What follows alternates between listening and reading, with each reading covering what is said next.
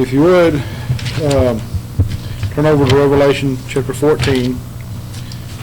I wasn't going to go back.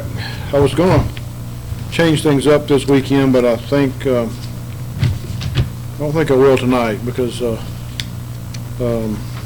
I think Brother Hobbs wants us to continue on with things that is normal, and so we will.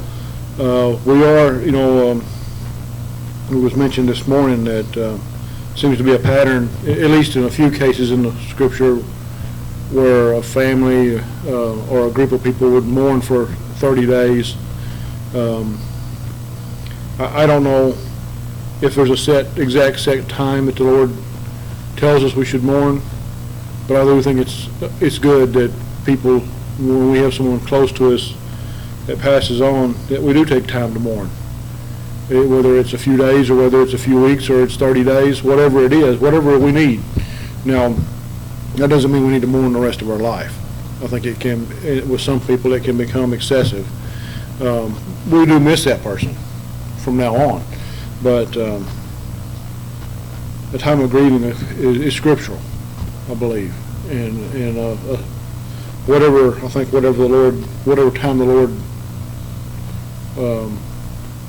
puts on our mind, that should be the time we need. So remember his family, especially in the next coming days as they make their adjustments. Now, in Revelation chapter 14, this is the first, or the third lesson from this chapter, and there's going to be at least one more. We're going to have a fourth one. I'm not going to be able to get through everything I want to get through tonight. And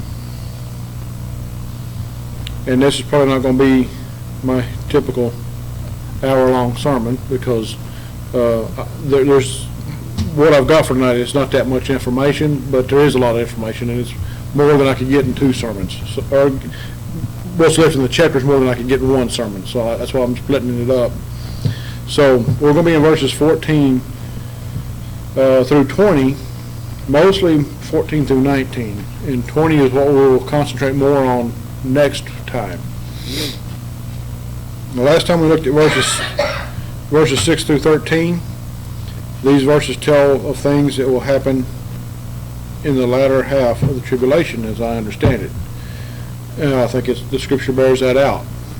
We see three different angels bring three different messages to the people of the earth. Now, something I want to mention, and I don't think I mentioned it before, is in other passages in Revelation, particularly where he's talking to the seven churches of Asia, we see the title angels given to messengers.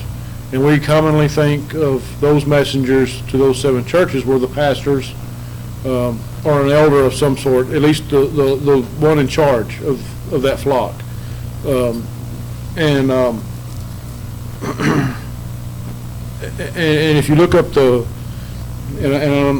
didn't, I'm not going to go there tonight, but if you look up in the Greek and the Hebrew and those types of things, and for those passages, that's what you come up with. The Strong's Concordance is a good place to start for that if you want to look at it that way. But in this passage, in 6 through 13, the word angel also means a messenger, but I think it's very clear that these are not men. These would not be pastors or preachers or teachers or elders of the church or churches. These are actual angelic beings from heaven, and I think it's very clear in these scriptures. And there's some men that will argue that's not true, but it's very clear. The very first one we see in verse 6, it says that another angel fly. I saw another angel fly in the midst of heaven. Well, I believe if you could go on and read down through that, we see three angels there that are not men. It's obvious. We don't fly. Yes, we could get in an airplane or a helicopter or whatever to fly, but I don't believe that's what he's talking about here. They're flying of their own accord. So that is where we'll leave off with that. But we see those angels bring three different messages to the earth, to the people of the earth. And the people on the earth are going to hear them. We looked at that. And they're sent by God with messages for the people of the earth. The lost are going to hear them. The one angel preaches the gospel, a gospel of a warning of what's going to happen to them because they don't believe God. The other one is going to announce the fall of Mystery Babylon in that day, the city. The third one is going to be giving a warning to those who have followed after the beast and have received the mark of the beast.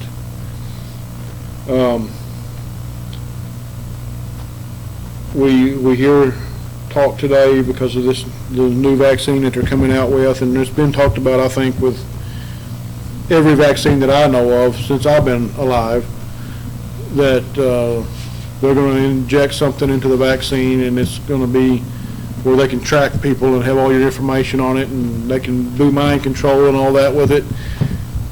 Is that possible? Maybe. I don't know. We don't know what evil lurks out there. It's very possible. We don't know what for sure what man has come up with, what evil he's come up with. Is that the mark of the beast? Well, we're still here. And if you look, the mark of the beast, as he describes it in chapter 14, I don't believe it comes about until the middle of the tribulation, at the earliest.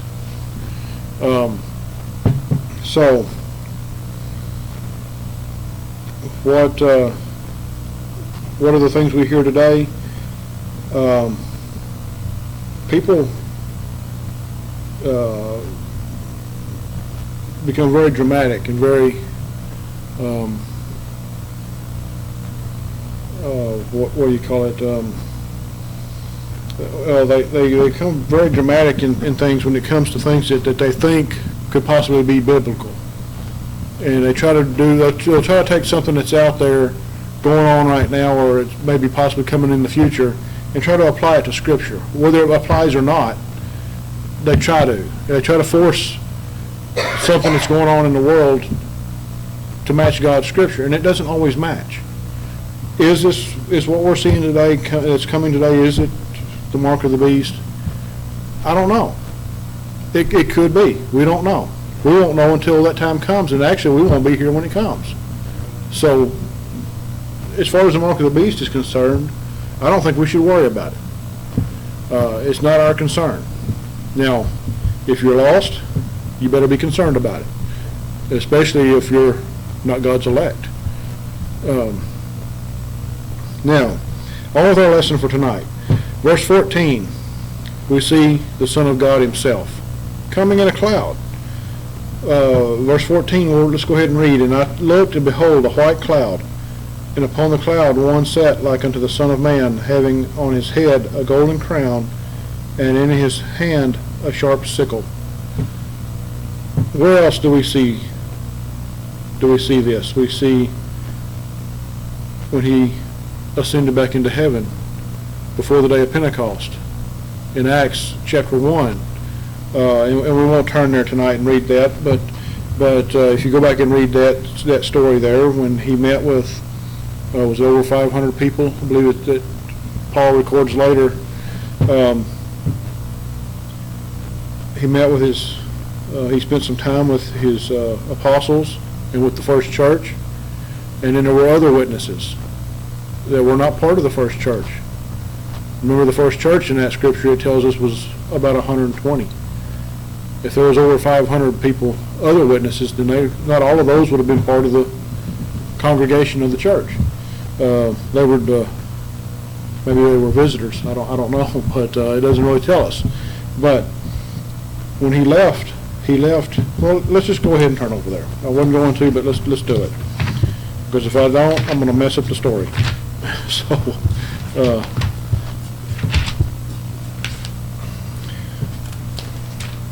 Acts chapter 1.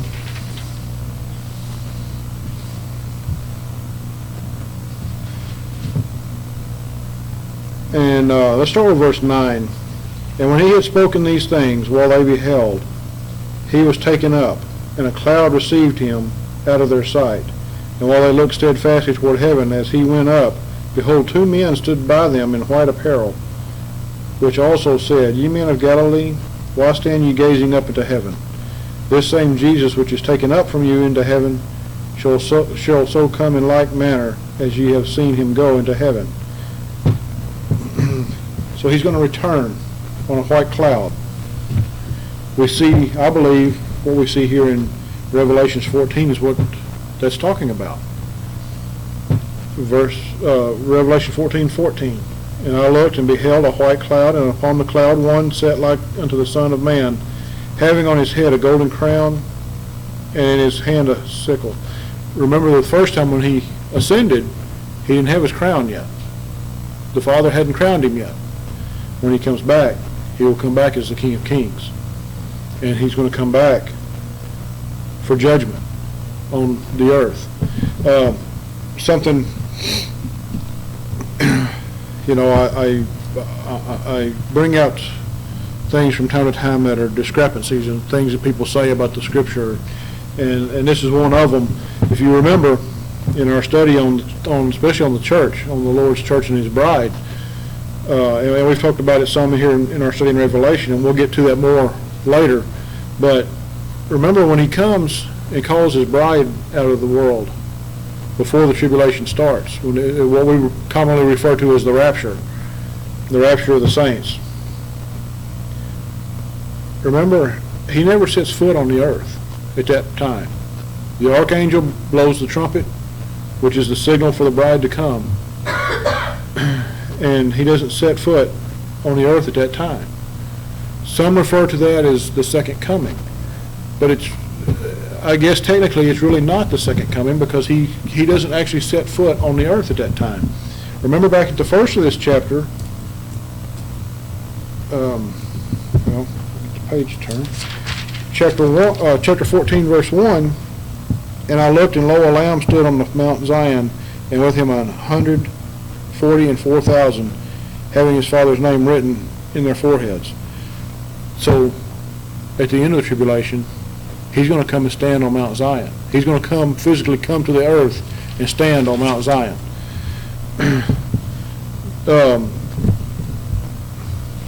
Now, back in verse 14,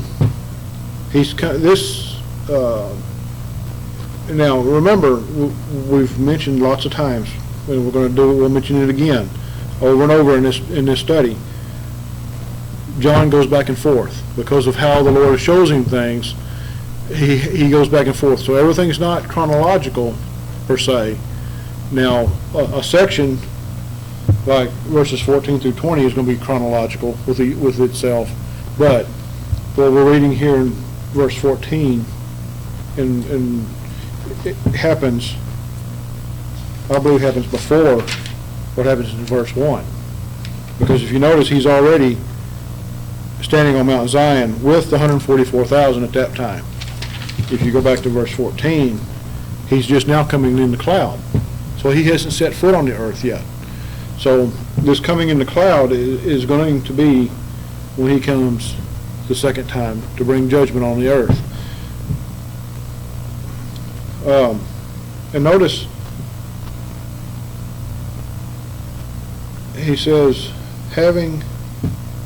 or it says, upon the cloud one sat like unto the Son of Man. Some try to argue that, well, this is not really Him, this is an angel or some other being that looks like Him, but no, the word Son is capitalized there. The Son of Man, He's coming. When He comes, they're all going to know who He is when He comes. There's not going to be any doubt. The world is going to know who this is when He comes. And that's when, if you remember back, was it chapter 6, I believe, 5 or 6, where they hid in the rocks. They cried into the mountains and to the hills and to the rocks to hide them. That's when this happens. Because when He comes, it's going to scare them so bad they're going to go and try to hide. And remember, the 144,000 have been hiding in the wilderness all this time. He's coming to save them from the world. So we see him, just as he ascended in Acts chapter 1, here we see him descend in a cloud. For a different reason, he's here to reap the harvest of the earth. And if you look in verse, at the end of that verse, he says, and in his hand a sharp sickle. A sickle is used to harvest with. This, and remember, we've talked about this before too. In Bible times, in the Scripture, agriculture is used a lot because that was their way of life back then. For the most part, at least in our country today, we've gotten away from the agricultural life. Some of us are old enough to remember it. We grew up that way.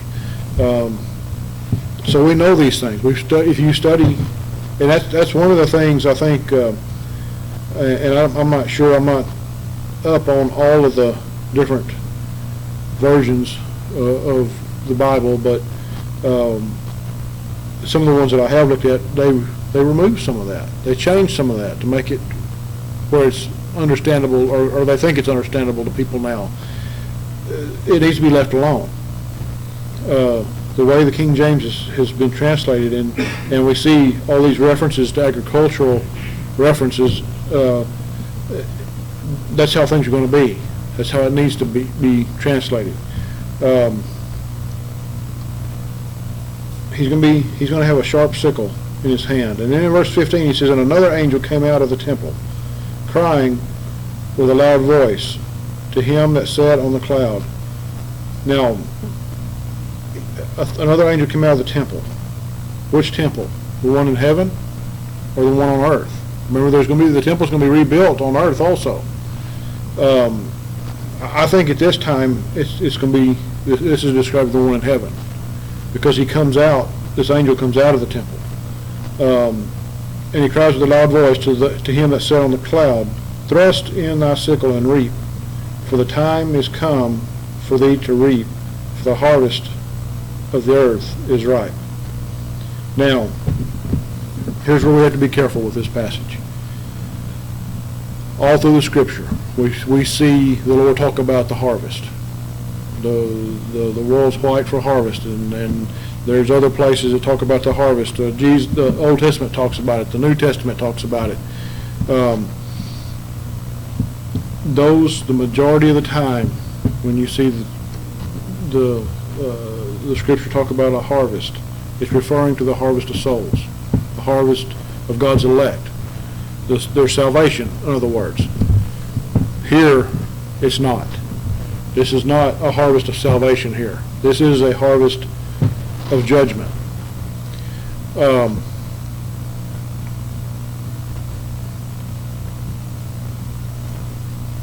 harvest for the salvation of souls that we see, I believe, ended or will end with the rapture. When the tribulation comes, you'll no longer see a harvest for that.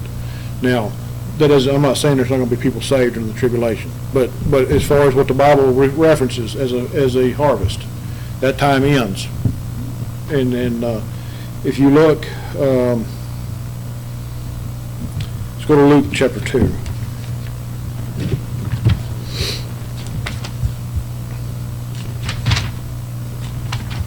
And this is just one example.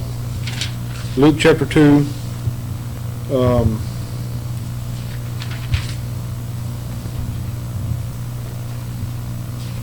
I'm sorry, Luke chapter 10, verse 2. I started to say that's not the right story. Luke chapter 10, verse 2. And remember, Jesus sent out 70 to perform miracles, to preach the gospel, and he tells them why here. And we'll start with verse 1. After these things, the Lord appointed other 70 also, and sent them 2 by 2 before his face into every city and place whither he himself would go. Therefore said he unto them, the harvest truly is great, but the laborers are few. Pray ye therefore the Lord of the harvest, that he would send forth laborers into his harvest. Go your ways, behold, I send you forth as lambs among wolves. and he goes on there and tells, well, we won't go through the rest of the story here, but he's sending these men out to preach the gospel, to perform miracles in his name, not in their name, but in his name. And this is the beginnings, part of the beginnings of the first church. They're going out and planting the seed, watering the seed, and the Lord's going to give the harvest, and they're going to reap the harvest. And the Lord's going to add to his church during this time. There's other examples, and I didn't go to those in my notes, but there are other examples where, you remember, Paul talked about the harvest, that the Lord is the one who adds to the church. If you go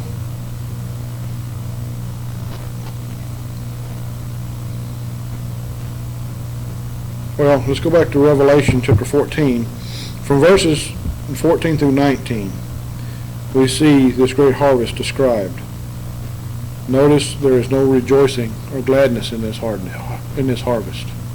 Like I said, this is not a harvest of salvation. This is a harvest of judgment.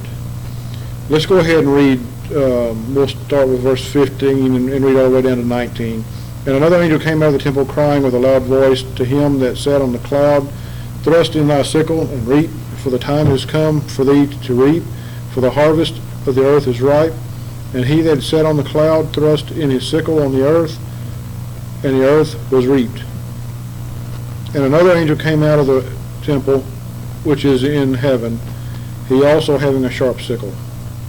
And another angel came out from the altar, which had power over fire, and cried with a loud cry to him that had the sharp sickle, saying, Thrust in thy sickle, thy sharp sickle, and gather the clusters of the vine of the earth, for her grapes are fully ripe. And the angel thrust in his sickle into the earth, and gathered the vine of the earth, and cast it into the great winepress of the wrath of God.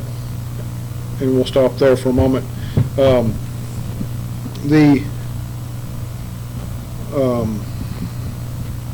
Back in verse 15, for the harvest of the earth is ripe. If you look at what the conditions of the earth are going to be like, as far as man is concerned, during this time, during the tribulation time, particularly the last 3.5 years, there's not going to be any good at all in man at that time. It's going to be total lawlessness. We see for sure in our nation it's going that way now, and that's why our hope is that this is the beginning of the end for us. But the earth is going to be ripe. Man has gotten as worse as he can get. The harvest is ready. He is ready to pass judgment on man, because man has become the worst of the worst, if you want to say it that way. He's got as worse as he can get. And we look around us today and we see the news, we see what's going on around the world, not just in our nation. We see how evil man has gotten. We look at abortion, and we look at the sexual perversion that's out there, and we look at the lawlessness that's going on, especially this year with the riots and people just totally defying the law, and those who are sworn to uphold the law not doing anything about it.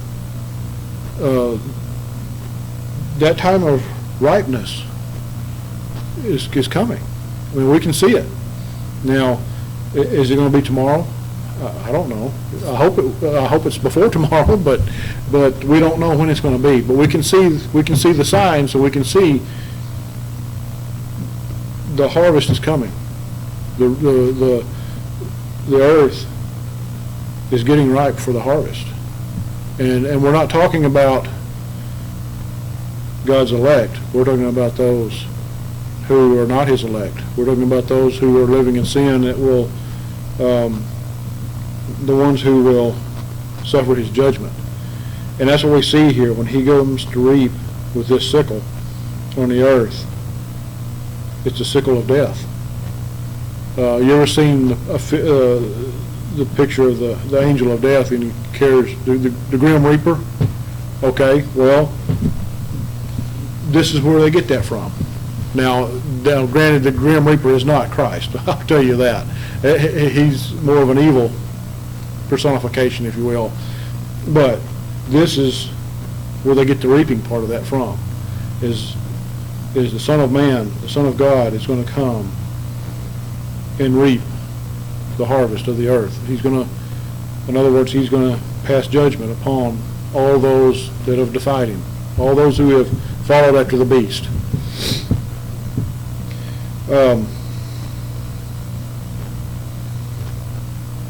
You go on and you read down in verse 18, pretty much the same thing. In the last part, he says, "For her grapes are fully ripe."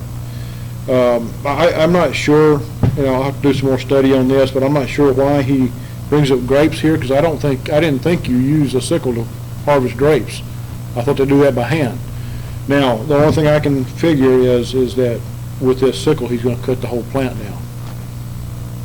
The whole vine is going to be cut off at the ground,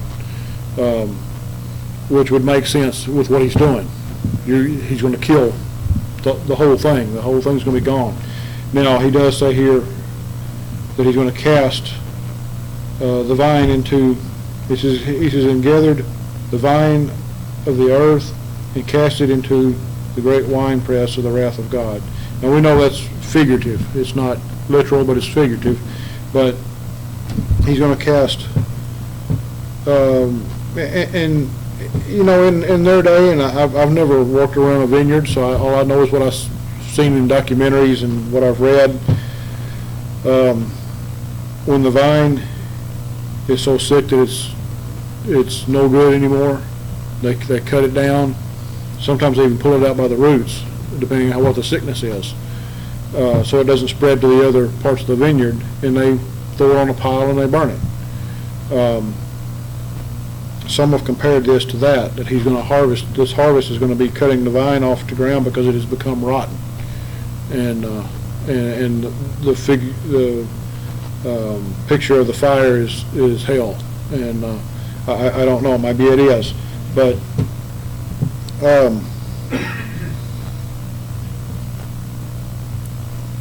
we see. To what we see here, we see a similar scene to this, and well, there it is. I sort of say I didn't see it referenced in the footnotes of my Bible, but I see it now. But if you go to Joel chapter 3,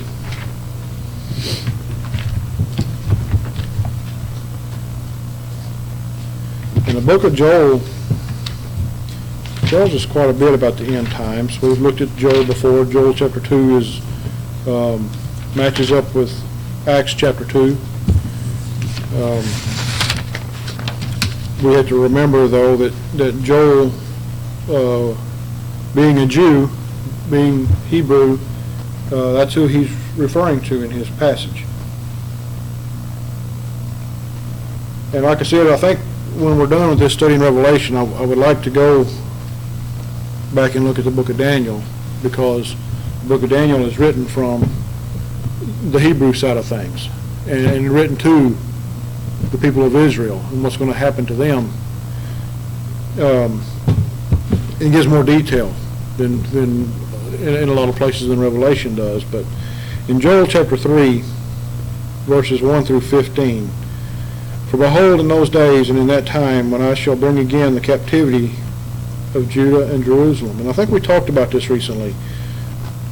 He says, "When I bring again the captivity." Remember, Judah and Jerusalem were in captivity for 70 years in Jeremiah's day.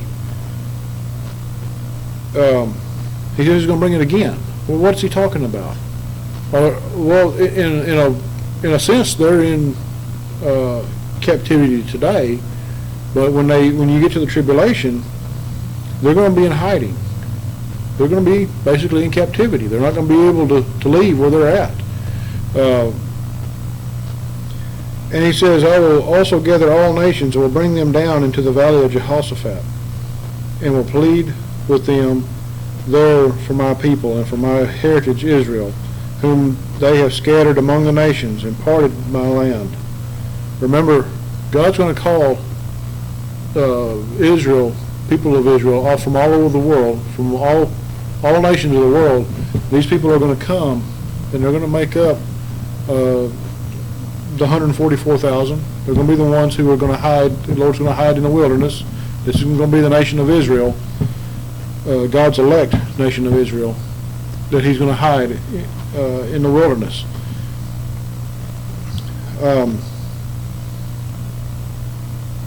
In verse he says, whom they have scattered among the nations. Who is scattered? The nations have. And you look at the Jewish history since 70 AD in particular. It really, I guess you could, if you want to get down to it, it goes back further than that, because they didn't all return after the captivity in Babylon. But in 70 AD, when they were scattered even more, and the land was taken from them at that time, and they, until recently, they didn't have a land called Israel anymore.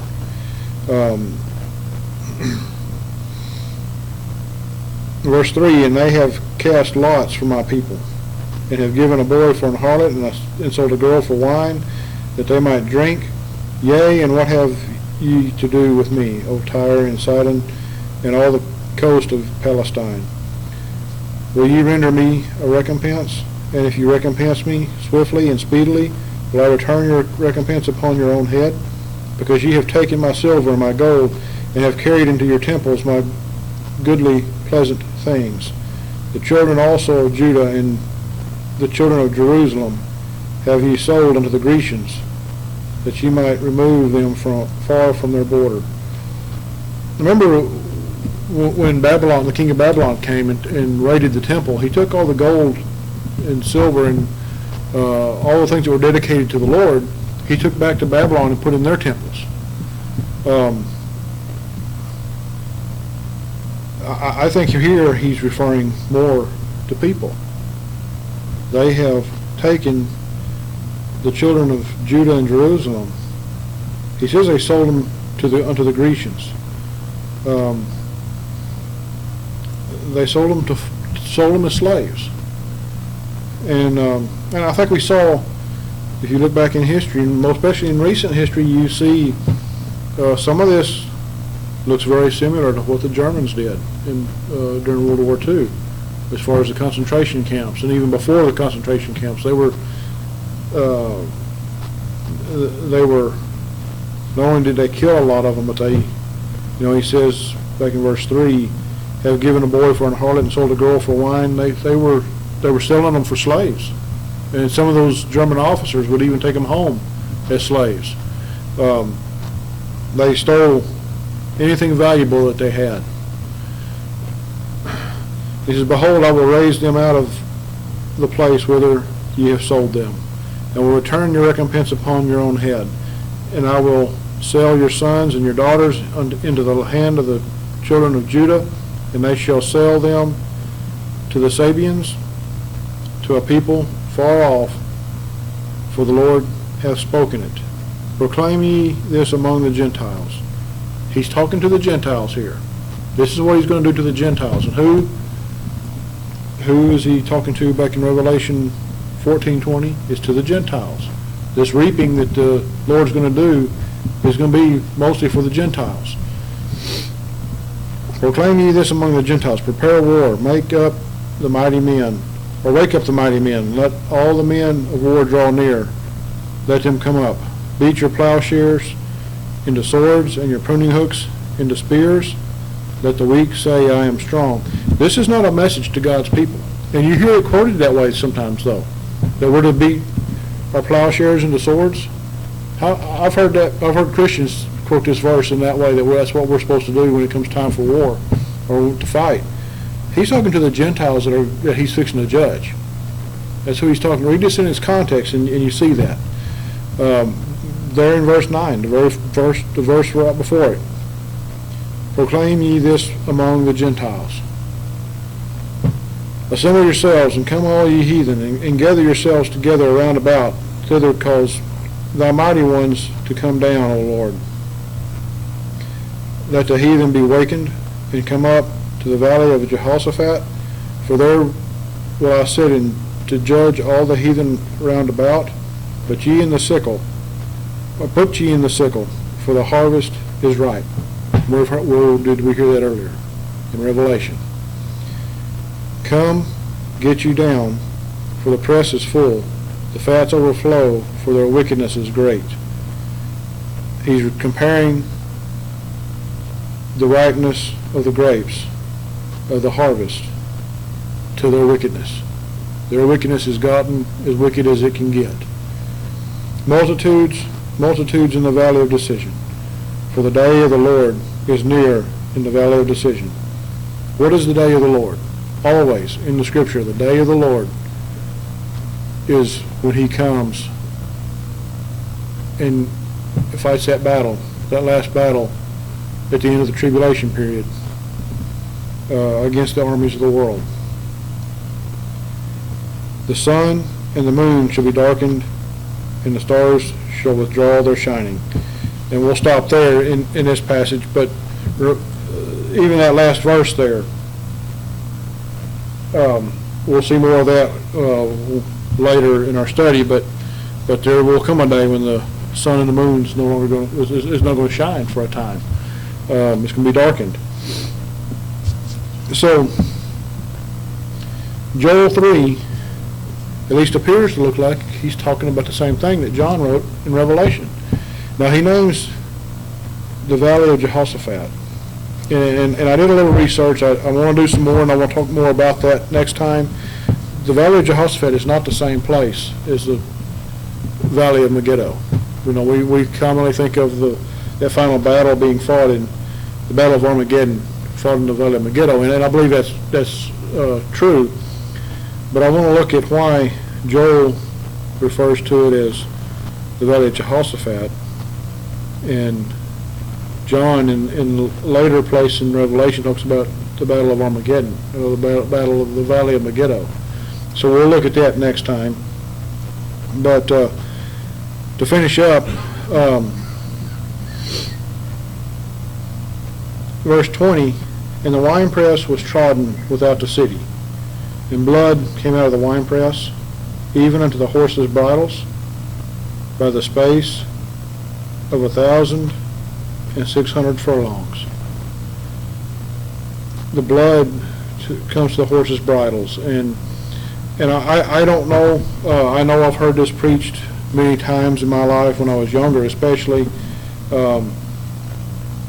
that things will become so bad that we're going to lose or that not us, but man's going to lose all their modern technology, and they're going to get back to where they're having to fight on horses again. I don't know if that's what it is, or if this is the only way John knew how to describe it.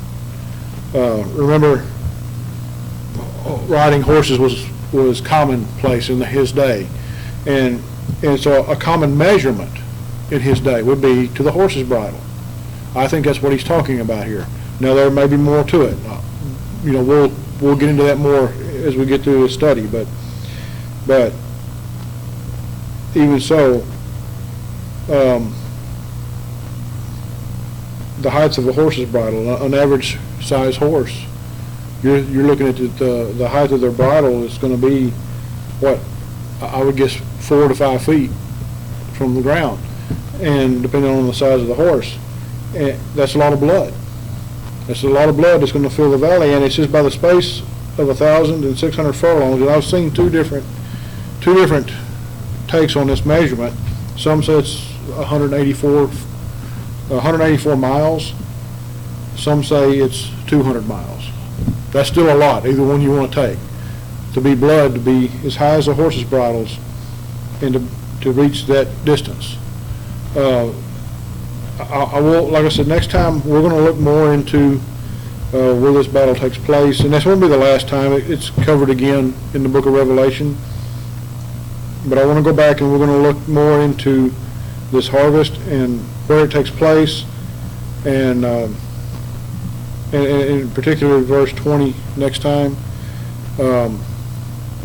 like I said, I want us to see why Joel refers to the Valley of Jehoshaphat and why John refers to the Valley of Megiddo in the two battles, and are they the same or are they not?